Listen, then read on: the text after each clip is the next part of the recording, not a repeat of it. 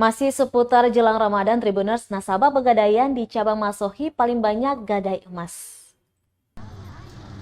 Bulan Ramadan membawa berkah bagi bisnis gadai. Biasanya permintaan pembiayaan dari gadai naik saat bulan puasa dan Lebaran.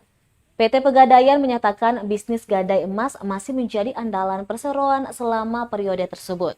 Menjelang Ramadan kali ini saja misalnya aktivitas masyarakat di Pegadaian meningkat 10% dibandingkan hari-hari biasa.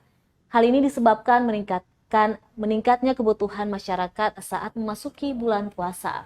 Kepala Cabang Pegadaian UBM Masohi Area Ambon, Devian A. Soisal, menjelaskan biasanya masyarakat memanfaatkan momen jelang Lebaran untuk mencari tambahan pendapatan dengan menggadaikan harta emas miliknya.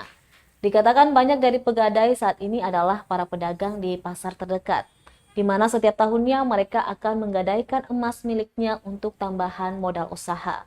Bahkan tambah dia, nasabah untuk saat ini tidak hanya datang dari masyarakat Kota Masohi, namun juga dari kabupaten tetangga seperti Seram bagian Barat dan Seram bagian Timur.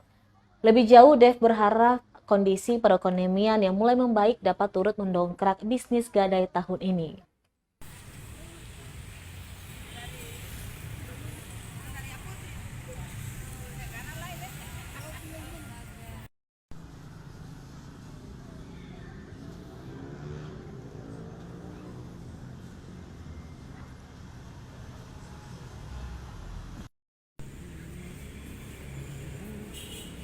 Terima kasih sudah nonton.